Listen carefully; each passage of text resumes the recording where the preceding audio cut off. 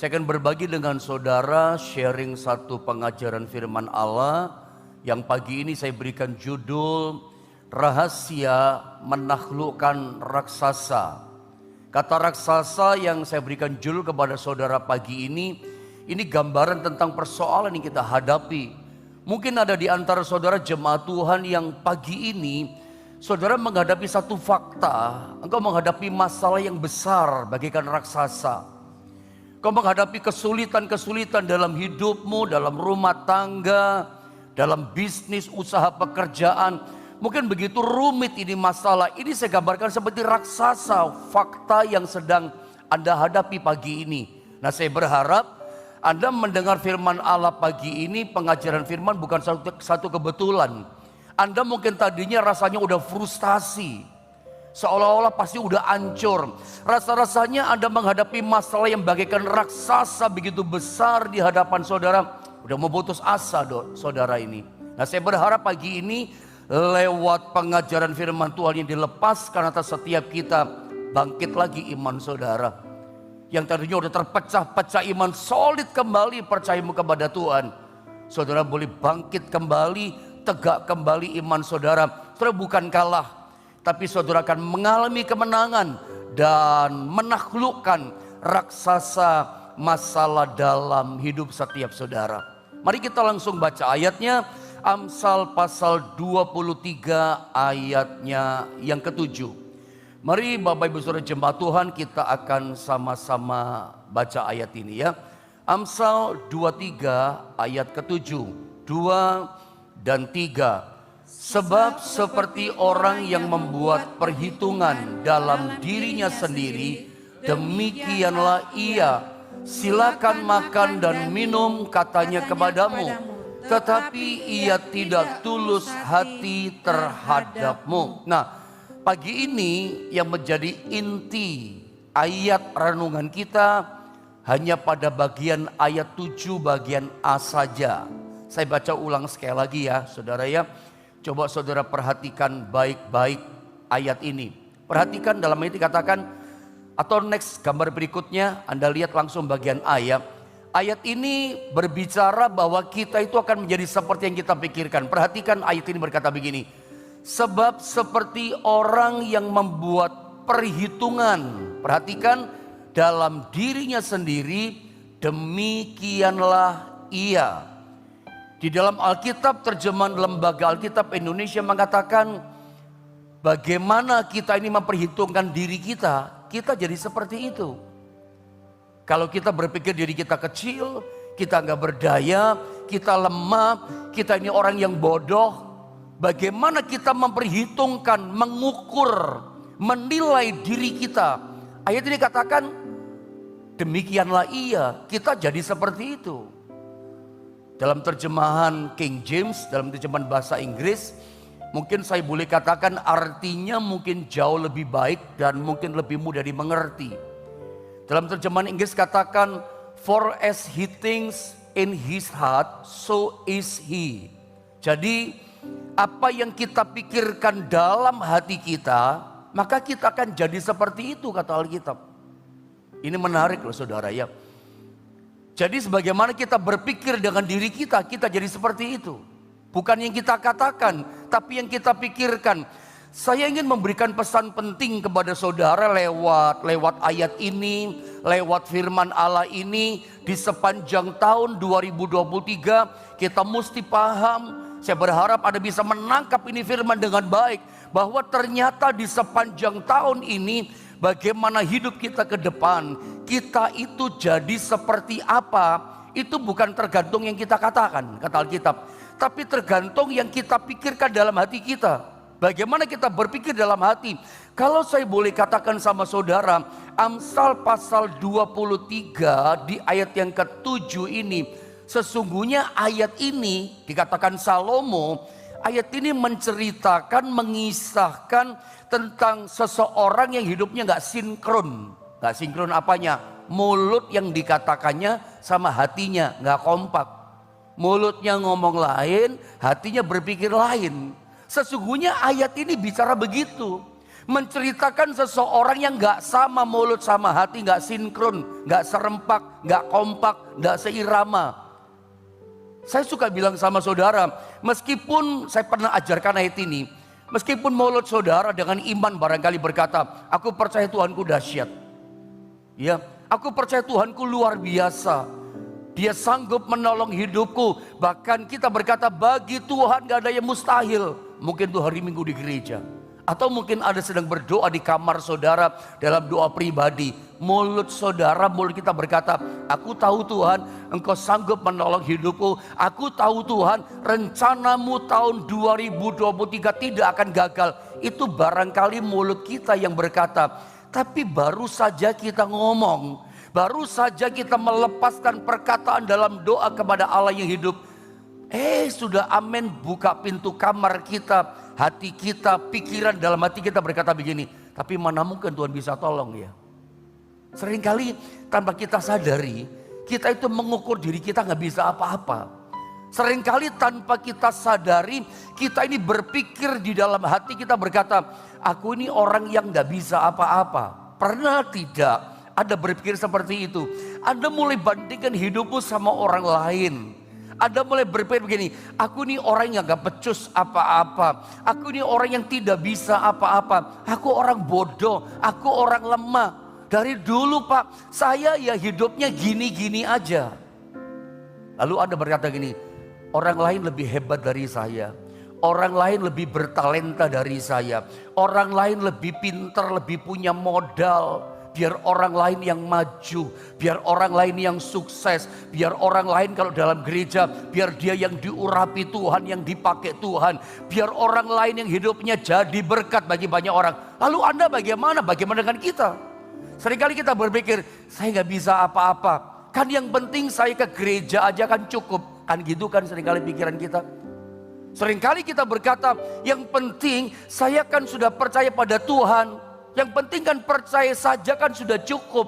Itu seringkali yang ada dalam pikiran di hati kita. Saya ya gini gitu.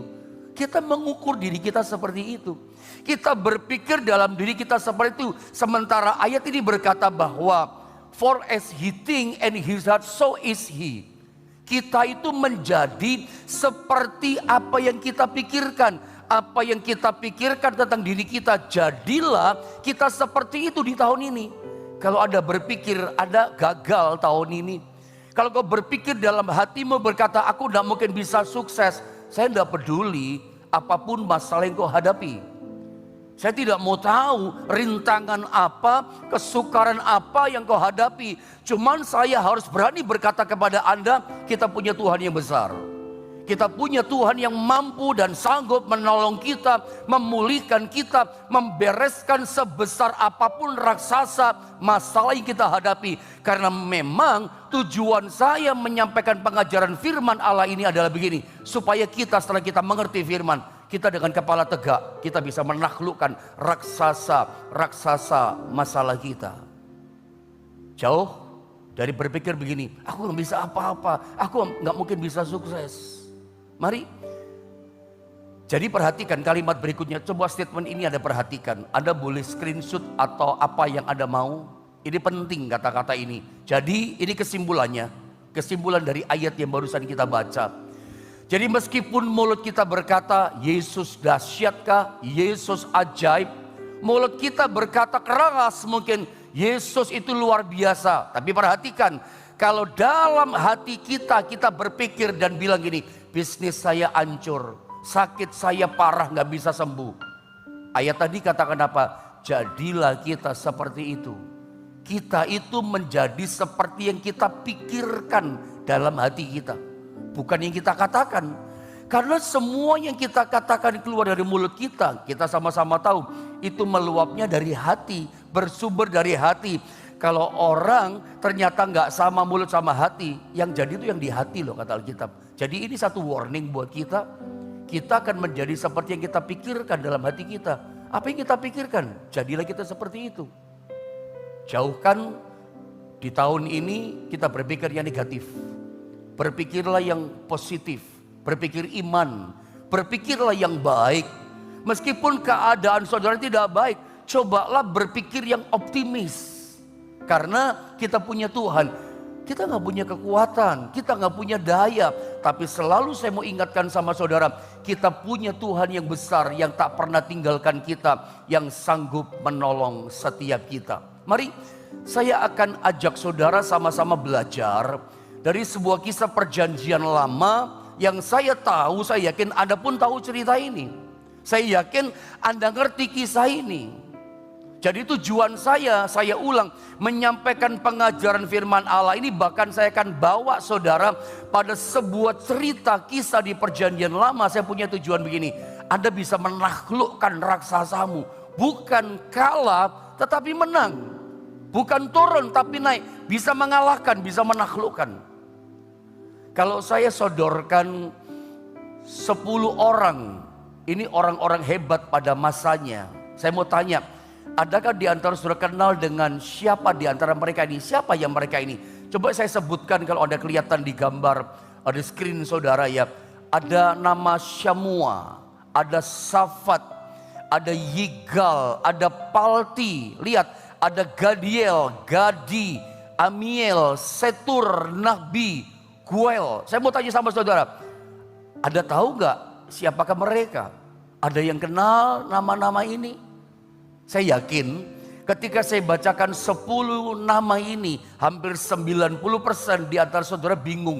Nama apaan ini? Nama kota kah? Atau nama makanan? Apa ini jenis makanan Pak Yohanes? Bukan saudara ya.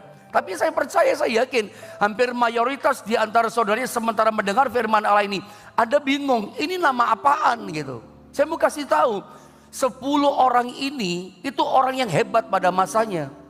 Memang saya ngerti ketika 10 nama ini saya sodorkan kepada saudara, Anda bingung jenis apa, apaan ini nama. Tapi bagaimana kalau Anda lihat gambar berikutnya, saya tambah nama ke-11 sama nama ke-12. Yang ke-11 namanya adalah Yosua, yang ke-12 namanya adalah Kaleb. Anda pasti langsung tahu, oh ini adalah 12 orang, ini disebut 12 pengintai, satu membership ya, yang pergi mengintai tanah Kanaan. Dan saya mau katakan 10 pengintai plus 2 berarti 12 pengintai. Ini bukan orang sembarangan loh. Ini orang-orang hebat, orang-orang yang terkenal di masanya. Cuman persoalannya 10 nama orang terkenal yang sekitar 3.000 atau 4.000 tahun yang lalu mereka hidup, sekarang udah mati. Kita nggak kenal satu nama pun di antara 10 nama tadi. Kita udah bukan lupa, memang kita nggak tahu. Tetapi begitu saya menyebutkan nama yang ke-11, saya sebutkan nama yang ke-12, kita langsung tahu 10, 12 pengintai ini. Apalagi Yosua sama Kaleb. Begitu saya perdengarkan, saya tunjukkan nama Yosua dan Kaleb, Anda langsung tahu sepak terjang 2 orang ini. Anda langsung tahu bagaimana perjuangan iman Yosua dan Kaleb. Anda langsung tahu bagaimana tindakan-tindakan iman mereka. Anda langsung tahu ada 6 ayat dalam Alkitab yang berkata, setiap kali nama Yosua muncul, setiap kali dicatat nama Kaleb, Alkitab katakan apa? Mereka ikut aku dengan sepenuh hati. Langsung kita ngerti, langsung kita tahu. Artinya gini, ini orang Yosua dan Kaleb sudah sekitar 3.000 atau 4.000 tahun yang lalu. Mereka itu sudah gak ada hidup di masa itu, sekarang udah mati. Tapi heran, udah 3.000 tahun yang lalu mereka mati, dampaknya tetap terasa sampai hari. Namanya tetap kita kenal. Tetap tindakan mereka jadi berkat buat kita. Tindakan iman mereka menginspirasi kita. Kita pengen seperti Yosua, kita pengen di hari tua seperti Kaleb. Artinya apa? Meskipun orangnya udah mati sekitar 3.000, 4.000 tahun yang lalu, tapi tetap saja iman mereka itu jadi berkat buat kita. Saudara, saya mau bilang ini, mereka bukan orang sembarangan. 10 orang tadi pun bukan sembarangan. Nanti tolong dibaca atau multimedia bisa nggak menyediakan bilangan 13 ayat 1 dan 2 saja. Di rumah sampai ayat 16 Anda baca. Nah ini saudara ya, lihat ya. Saya mau tunjukkan 12 orang ini bukan sembarangan, termasuk yang 10 tadi. Lihat ya, Tuhan berfirman kepada Musa. Ini petunjuknya Tuhan. Perhatikan ayat yang kedua, dikatakan begini. Suruhlah beberapa orang mengintai tanah Kanaan. Ini Tuhan yang berkata, yang akan kuberikan kepada orang Israel. Dari setiap suku nenek moyang mereka, perhatikan, haruslah kau suruh seorang. Perhatikan kalimat ini, semuanya, 12-12-nya. Dikatakan apa? Semuanya pemimpin-pemimpin di antara mereka. Dari sini kita udah punya gambaran 12 orang pengintai ini itu adalah pemimpin-pemimpin di sukunya. Setiap orang mewakili suku bangsanya. Namanya pemimpin itu pasti punya kelebihan plus dibanding sesukunya yang lain. Pasti punya apa ya? Sesuatu yang spesial, memiliki kelebihan dibanding semua orang sesukunya. Jadi mereka ini 12 ini orang yang luar biasa. Musa ketika memilih mereka bukan asal random, ketemu di jalan nemu, kamu jadi pengintai ya. Bukan asal rekrutmen, bukan asal tunjuk, asal pilih, tidak. Ini adalah para pemimpin di suku bangsanya. Orang yang melebihi orang yang lain, punya kelebihan, punya kebaikan yang lebih dari yang lain. Nah, setelah terpilih 12 pengintai ini, saya mau bawa saudara pada Bilangan pasal 13 berikutnya. Lihat ayat ini. Apa yang kita temukan dalam ayat ini? Ditugaskan Musa untuk mengintai, seperti kata firman, memata-matai. Saya baca ayatnya ya. Saudara perhatikan baik-baik. Maka Bilangan 13 ayat 17 sampai 20 ya, saya baca ulang. Maka Musa menyuruh mereka untuk mengintai tanah Kanaan, mengintai. Katanya kepada mereka, pergilah dari sini ke tanah Negeb dan naiklah ke pegunungan. Terus, dan garis bawahi kata-kata ini, amat-amatilah. Tugasnya mengamat-amati, mensurvei tanah Kanaan. Cuman melihat saja, kata tugasnya Musa. Bagaimana keadaan negeri itu? Perhatikan, apakah bangsa yang mendiaminya kuat atau lemah? Apa mereka sedikit atau banyak? Dan kata Musa, bagaimana negeri yang didiaminya? Apakah baik atau buruk? Bagaimana kota-kota yang didiaminya? Apakah mereka diam di tempat-tempat yang terbuka, gampang dihancurkan, diserang? Atau di tempat-tempat yang berkubu, punya kota benteng? 20. Dan bagaimana tanah itu? Apakah gemuk tanahnya atau kurus, gersang? Apakah ada di sana pohon-pohonan atau tidak? Tabahkanlah hatimu dan bawalah sedikit dari hasil negeri itu. Waktu itu ialah musim hulu hasil anggur. Perhatikan baik-baik. Setelah terpilih 12 pengintai, orang-orang yang hebat, pemimpin yang hebat di masanya, tugasnya mereka apa? Dipilih pasti punya tugas. Sering saya katakan sama saudara, kalau kita dipilih, dipanggil dipilih, kita pasti tanya, tugas saya apa kok dipilih? Ini orang istimewa. Tugasnya apa mereka? Mengamat-amati tanah Kanaan, mensurvei tanah Kanaan. Musa berkata, lu gak boleh nyerang, gak boleh bertindak apapun, hanya melihat, memata-matai, mensurvei bagaimana lokasi tanah Kanaan yang dijanjikan Tuhan. Musa berkata, lihat negeri itu yang mendiami rakyatnya banyak atau sedikit, kotanya berkubu atau terbuka, gampang dihancurkan, kuat atau lemah mereka, tanahnya gemuk, subur atau gersang, pohon-pohonnya bagaimana, buah-buahan bagaimana, dan seterusnya. Tugasnya hanya mengamat-amati. Perhatikan bagian ini. Pertanyaannya begini, kenapa ya? Kan tanah Kanaan kita sama-sama tahu, itu kan sudah dijanjikan Tuhan. Tanah Kanaan sudah diberikan kepada umat Israel, iya kan? Udah dikasih sama mereka, aku berikan kepadamu dan keturunanmu. Tapi pertanyaannya, lalu kenapa pakai disurvei segala? Bukankah tanah Kanaan sudah dijanjikan diberikan kepada Israel? Kenapa gak langsung masuk saja? Iya kan? Kenapa gak langsung mendiami saja, menduduki, berkeluarga, tinggal di sana? Gak bisa. Cara kerja Tuhan gak begitu. Musa seorang nabi, seorang hamba Allah yang tahu persis cara kerjanya Tuhan. Musa seorang yang tahu planning cara kerja Tuhan. Makanya disuruh memata-matai. Jadi Musa ngerti, itu memang dijanjikan buat mereka. Tapi cara kerja Tuhan gak langsung kita langsung menikmati. Ada usaha, ada yang sesuatu yang dikerjakan Setiap tanah-tanah di tanah Kanaan mesti direbut. Suku-suku bangsa yang tinggal di tanah Kanaan harus ditaklukkan satu demi satu yang tinggal di suku bangsa tanah Kanaan. Gak main tinggal. Sama dengan Anda, hari ini saya percaya kita pun menerima janji-janji Tuhan, berkat yang luar biasa. Ada banyak janji Tuhan sama kita. Lalu apakah serta-merta kita langsung menikmati janji itu? Gak bisa. Ada bagian yang kita mesti kerjakan. Ada bagian yang kita harus lakukan. Jangan suruh Tuhan jalan. Jalan beriman bagian kita. Jangan suruh Tuhan berdoa. Berdoa bagian kita. Jangan suruh Tuhan taat. Taat bagian kita.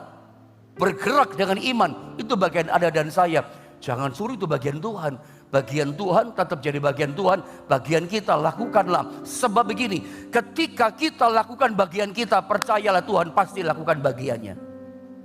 Kalau Anda bertindak dengan iman, Tuhan akan bertindak, bergerak untuk saudara. Sorga bergerak untuk Anda. Saya suka bilang sama saudara, seringkali kita salah paham nih soal pandangan iman kita, perspektif tentang iman kita. Kita seringkali berpikir kalau kita punya masalah, kita tunggu Tuhan. Saya tunggu pertolongan Tuhan, Pak. Saya tunggu Tuhan, Pak. Padahal Alkitab katakan, Tuhan yang tunggu kita, sorga yang tunggu kita. Ayo kamu melangkah sini, ayo kamu setia doa. Bertindak kamu dengan iman. Tapi kita berpikir kita cuma nungguin Tuhan. Padahal Tuhan nunggu kita untuk melangkah. Bagian kita, lakukan bagian kita. Nah ini menarik saudara ya. Kenapa memata-matai? Itulah cara kerja Tuhan. Ya, mesti ada tindakan iman. Nah kalau saudara perhatikan, setelah mereka kurang lebih 40 hari. Ini cerita ya. Mengamat-amati, mensurvei wilayah tanah Kanaan. 12-nya pulang bawa laporan. Nah kita lihat laporan dari 10 suku dulu. Ya, dalam Bilangan pasal 13 ya, ayat 27 sampai 33. Perhatikan ayat ini ya. Perhatikan.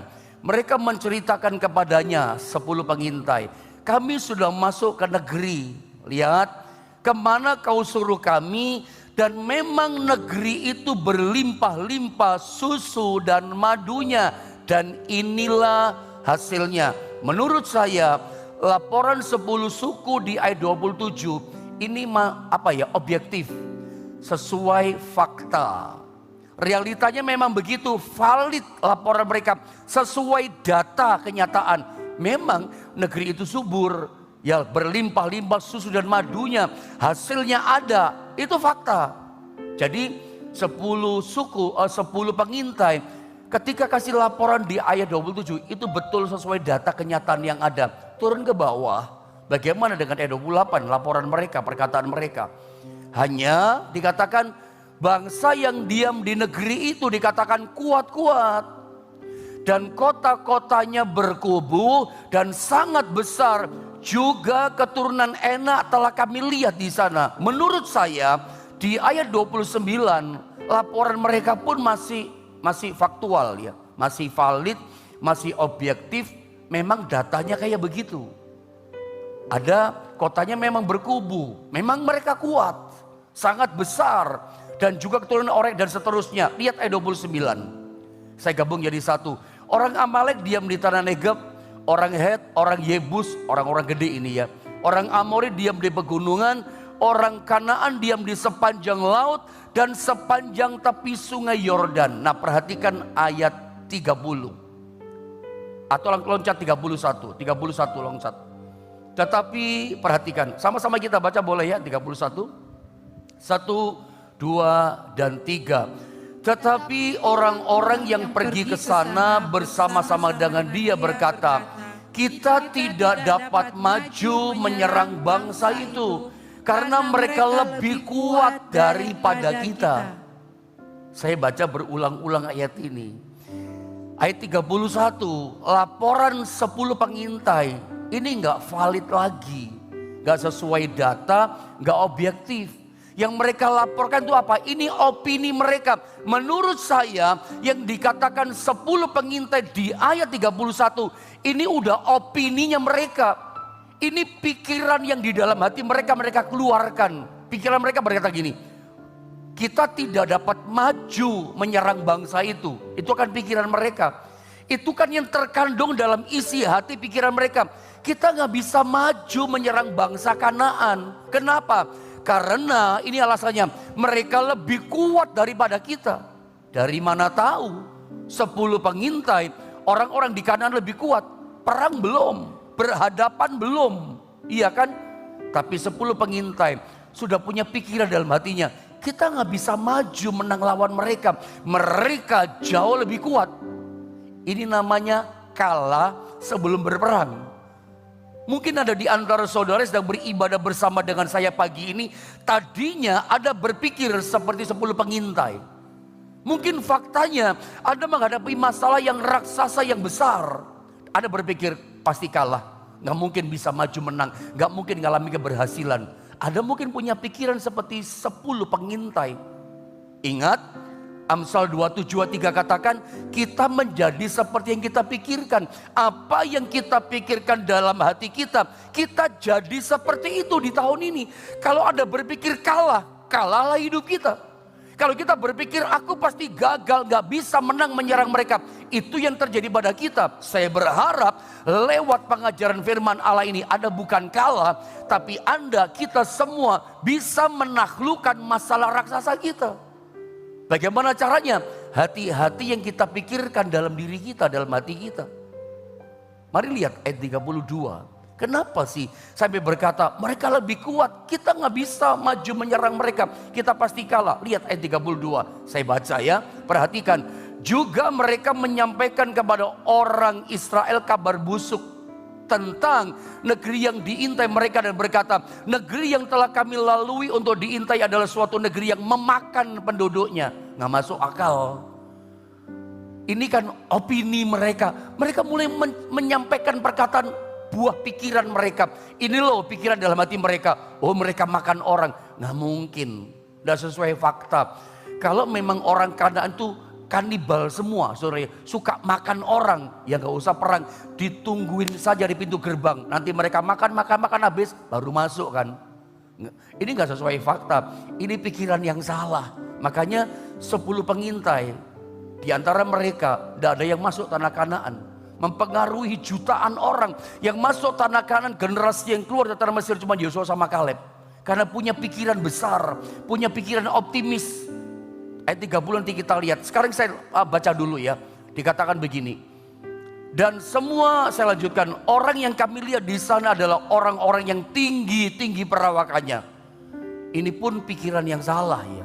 Ini tidak sesuai fakta. Apakah iya penghuni Kanaan semuanya tinggi-tinggi? Tidak. Saya pernah gambarkan di China, di Tiongkok ada namanya Yao Ming, pemain basket NBA. Kalau nggak salah tingginya 2,26 meter, 2,29 apa 26 meter, tinggi banget. Pertanyaan saya, apakah orang di Tiongkok sana semuanya tinggi kayak Yao Ming? Enggak. Rata-rata 1,8, 1,7, bahkan 1,6, sama dengan kita orang Indonesia. Ini pikirannya mereka, semuanya tinggi-tinggi. Lihat ayat 33, ayat 33. Sama-sama ayat 33 kita baca ayat ini. 2, 3. Juga kami lihat di sana orang-orang raksasa, orang enak yang berasal dari orang-orang raksasa. Dan kami lihat dari diri kami seperti belalang, dan demikian juga mereka terhadap kami. Karena memang berpikirnya gini, oh mereka besar, kita nggak mungkin bisa menang. Sampai 10 pengintai berkata, mereka raksasa besar, kita kayak belalang kecil, nggak mungkin kita bisa menang. Itu mungkin ada di pikiran kita. Saya kasih wawasan sama saudara, saya pernah ajarkan jemaat di Jombang. Lihat ya, siapa sih orang enak? Kalau ada searching di Google, Anda kelihatan nggak ya? Itu ada Goliat, gambar yang terakhir nomor 2 itu. Itu Goliat 3,6 meter. Goliat kurang lebih seperti itu. Di atasnya Goliat tuh Ok Raja Basan. Itu hampir 5,4 meter. Nah, yang di depannya 1, 2, 3 itulah orang Amori, itulah penduduk Kanaan. Memang ada beberapa raksasa, memang tinggi banget. Sebab itu 10 pengintai ketika melihat raksasa. Jadi pada zaman Yosua dan Kaleb dan 10 pengintai, yang disebut raksasa sama mereka, yang disebut tinggi sama mereka, itu tingginya kurang lebih 7, 9, bahkan sampai 10 meter. Kalau kita sama Goliat saja, bayangan saya, kalau saya mungkin 1,7 lah tingginya. Tapi kalau di hadapan saya ada Goliat 3,6, siap Goliat itu bisa dangak kepala saya. Apalagi raksasa pada zaman Yosua itu antara 7 sampai 10 meter, lebih tinggi lagi. Pantesan kalah, merasa kalah duluan. Hari ini saya mau bilang begini, mungkin faktanya kalau saya refleksikan ya dalam kehidupan kita sehari-hari saat ini, mungkin faktanya Anda menghadapi masalah yang sangat besar kayak orang enak ini dalam pekerjaan. Engkau punya kompetitor yang raksasa, pemodal besar korporat misalnya. Anda menghadapi kompetitor sebelah itu yang pengalamannya lebih tinggi jam terbangnya dan seterusnya. Lalu Anda berpikir, wah sudah pasti kalah jobnya, kerjaanku pasti nggak bisa berhasil. Tunggu dulu. Kalau Anda berpikir seperti itu dalam hatimu, apa bedanya Anda dengan 10 pengintai? Kalau kita melihat tahun 2023 ke depan, mungkin juga kita berpikir, aduh masalahnya besar Pak. Saya mau katakan, sebesar apapun tantangan masalah kita ada di hadapan kita di sepanjang tahun ini, berpikirlah seperti Yosua dan Kaleb. Berpikir seperti apa? Anda lihat PowerPoint berikutnya yang terakhir buat kita. Bagaimana caranya kita bisa menaklukkan raksasa. Masalah-masalah yang besar, yang korporat dan segala macam. Saya mau sampaikan, milikilah sikap pikiran yang positif. Di ayat 30 saya baca ayat yang terakhir buat kita. Kemudian Kaleb mencoba menenteramkan hati bangsa itu di hadapan Musa, katanya, tidak, kita akan maju, lihat pikirannya, optimis, dan menduduki negeri itu sebab kita pasti akan mengalahkannya. Ini model kayak Yakub, engkau menghadapi aku dengan pedang, tobat dan lembing, tapi aku menghadapi kau dengan kuasa Tuhan. Tuhan menyerahkan kau ke dalam tanganku. Itu yang Daud katakan pada Goliat, walaupun dia tahu Goliat besar 3,6 meter. Daud kecil, tapi tetap Daud optimis. Tuhan serahkan kau ke dalam tanganku. Saya berharap harusnya perkataan seperti ini yang ada sama kita, yang keluar dari hati, pikiran yang dalam hati kita. Kita menang bersama dengan Tuhan. Lihat 10 pengintai. Kita maju, kita menduduki negeri itu sebab kita pasti mengalahkannya. Saya berdoa di tahun ini, sebesar apapun raksasa masalah yang kau hadapi, kita bisa menaklukkannya bersama dengan kuasa Tuhan. Mari pagi ini tanamkan dalam pikiran, dalam hati kita. Kita punya Tuhan yang besar. Sebesar apapun masalah saudara, ingat kuasa Tuhan kita jauh lebih besar. Saya berdoa pagi ini juga pikiran yang positif, pikiran iman, pikiran firman yang ada pada dua pengintai Yosua dan Kaleb itu pun tertanam, terimpartasi pada kita. Saya tidak tahu sebesar apa masalahmu, tapi saya berdoa raksasa masalahmu engkau dapat taklukkan di dalam kuasa Tuhan Yesus, Allah kita yang perkasa.